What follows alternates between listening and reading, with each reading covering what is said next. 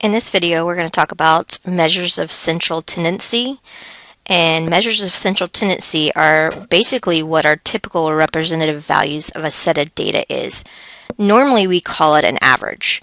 So we normally have a mistake that we do. When we refer to average, we actually are referring to the mean, but there are actually 4 different averages we're going to consider in this section. So that's also something to remember for misuses of statistics. If I use the word average, it could mean any of these pieces. So if you are dealing with trying to do a presentation, you're going to pick the one that actually represents what your goal is in presenting the data. So be aware if the word average is used, it can mean more than what y'all think it's going to mean. We are going to use the fish data that's on the top of this page multiple times in this section. So I'm going to refer back to those pieces throughout. So the first one we're going to look at is our mean. The mean is going to be what we most likely call the average. But basically, if we were to put all of the data points on a fulcrum, which is kind of like a balance beam, it would be the balancing point of your data. We are going to usually be calculating the sample mean, which is referred to as X bar. It literally is an X with a bar on top of it. The population mean, which is what we're actually trying to estimate, is the letter mu. It looks like a U, but it's pronounced mu. So our first formula you need to memorize is how do we calculate X bar. X bar says sum up the scores and divide it by the total number of scores. It's not hard. It's what y'all think of when we talk about an average. So for your 5 tests, you would add up your 5 tests and then you would divide by 5 to find the average test, which would be the mean. This is most useful when you want each score to count. But because you're using every single score, it's the most sensitive to each score. So this is the only measure of central tendency that is affected by every single score. So that's important to realize when you're dealing with any of these pieces and how you refer to it when you're doing any type of presentations. So we're going to look at our fish data and we're going to calculate the mean for the fish caught, and then we're going to change some ideas and see what happens to it. So remember again, this is a sample, so it's X bar. We add the sum of 8x, so we add all of these values here together. So you can use your calculator for this, and when we add all of those with our calculator, you should get 150. Double check that you enter every single piece. It is useful if it's in order from smallest to largest, but you do not have to have it in order.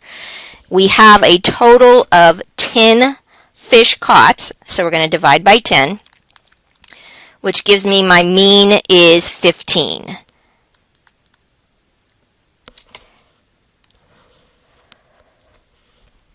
When I'm looking at this problem, I can now take that last fish and I'm going to change this 44 to 64 and see how that affects my mean. So again, my mean would be the sum of x divided by n. I don't have to add the whole thing up again. You can, but you should realize that I actually just added a total of 20 more pounds to my fish, which would have made this 170. There's still 10 fish. So it changes my, and I need to label my units here, my mean to 17 pounds. So you should notice here, if you change one score, it is going to have an effect on your mean. Now the last one is an important one for you to practice. This one is telling you what you want. This is telling you your goal. So we want X bar to be 20 pounds. So remember, X bar is equal to the sum of X over N. So we need to be careful here, and I'm going to erase that piece that I changed. This is asking what will the first fish need to be, this one here, in order to get 20. Be careful here, are they adding an extra score or are they replacing a score? Since they're replacing a score, we know that N is still 10 because there are 10 fish that are caught in this list. So I can multiply 10 times 20, which gives me 200. That is what I need. I need the sum to be 200 to get that 20 as my answer. So what I have, if I look at my data, remember the sum originally was 150, and that's when I included the 5, so I'm taking the 5 out. So we had 150 minus 5, which is 145. This is what we need, is the 200. The 145 is what we have. So if I subtract those two, I need that first fish to weigh 55 pounds to give me an average mean of 20. So whenever you're going backwards, stop and remember you're plugging in what you have into this formula and you're solving for what you do not have. So if they give you the mean and you know what the n is, either did you replace something which keeps the n the same, or did you add one which would change that n to n plus 1? That's an important one for you to practice. So our second one is going to be the median. The median is really important that you realize that you do have to rank the data. So this has to be smallest to largest, and you're taking the score in the middle. Most useful when you do not want the extreme values to affect your measure of central tendency. So if you don't want those outliers, that one humongous fish to affect your average, that's when we want to use the median. So I have a discussion here, management versus labor. If we're looking at these, we have an option of either using the mean or the median. If we are using every salary at a business, the mean is affected by every salary. So yes, it's affected by those small salaries, but it's affected as well by those humongous salaries of the people that are on top. The median does not affect that high salary at the top. Your administration does not affect that median. So management is going to prefer to use the mean because they want that salary to look higher than it really is when they're talking about salary increases. Okay?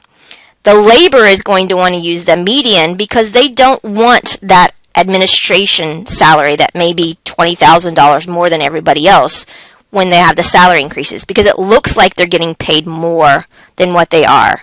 These are both averages, but would tell you a different story when you're talking about salary increases at a bigger company and including all of the data. So we're going to go back to our fish data, which we still have 10, and notice it's already in order, but if it wasn't in order, you would need to actually put it in order. That's really important. So we go to the middle data, so that would be 1, 2, 3, 4, 5. So the 9 and 12 are in the center. So we add them together and we divide by 2. So I have 21 divided by 2, which is 10.5 pounds, is my median. Now if we look again back to my mean was affected by that extreme scores, so that mean was 15 pounds. If I take that extreme case out, that 44 essentially is gone, and you can notice it's closer representing what the data set is actually there. If I change that last data set here to a 64, it doesn't affect my median because I am only looking at, again, the ordered list, and I'm taking that piece there. C says if the last fish was not caught, so I omit this one. So now I only have 9 pieces of data. 9 fish were caught. So instead of having to average those 2 middle values, we actually can go to the 5th data set. 1, 2, 3, 4, 5. So in this case, my median now becomes my 9 pounds because it's got that middle value in that case. So if there's not a middle value, which is A, we take the 2 middle values, divide by 2 after we add them together. Extreme values do not affect the median, Okay. But it has to be ranked data. So going to our mode. Our mode is the most frequently occurring data set. So again, does it have to be in order? No, but it really does help because you can see what's repeating. You can have a multimodal set, meaning that you can have two pieces that stick out as being the most. And if every data set occurs only once, we will, in this book, refer to it as no modes. So if all data occurs only once, there is no mode. When is this most likely to be used? This is if you're like at a company where you're needing to order things. You want to know what's the most likely size to be ordered so that you have more of those available in the store. So that's an example here. So again, stop and just reason this piece out. So looking at our fish data again, it's already ordered, which helps. We can see that the 9s repeat and the 20s repeat. We are looking for the one that has the maximum. So we have 3 9s and only 2 20s. So the 9 is my mode. It happens the most. If my last fish is not a 44, but now is a 20, you should notice now I have 3 9s and 3 20s. So the 9 and 20 pounds are my modes. And we would actually call this a bimodal case because we have 2 of them. So you can have more, but be careful. This is why I think it's helpful to have it in order, but it's not required to have it in order. And our last one for our averages is called the mid-range. Mid-range, in the next section we're going to deal with the word range, so you're going to need to differentiate. But mid-range is the midpoint of the highest and the lowest. So obviously this is going to be affected by your largest and smallest fish that you're catching, for example. So you take the highest and the lowest and divide by 2. This is different from the range, which we're going to deal with in the next section.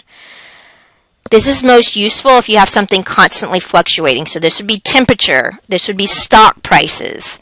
So again, something that happens that you actually have a lot of fluctuation during those pieces. So for my fish data, if we look at that, my lowest was 5. My highest was 44, so again it helps to have it in order, but it's not required. So we have 49 divided by 2, which is 24.5 pounds. If I move that last one and say, oh wait, I marked it down wrong, it wasn't 44 pounds, it was 64 pounds. My minimum would still be the 5, but now my max would be 64. 69 divided by 2 gives me 34.5 pounds. So obviously that extreme value definitely affects my mid-range. And see, what if I change that last fish to 20?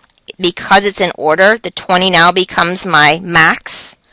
I get 25 divided by 2, which is 12.5 pounds. Basically right here I wanted you to see that the extreme values affect mid-range, absolutely.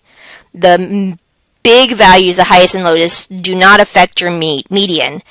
Every value affects your mean.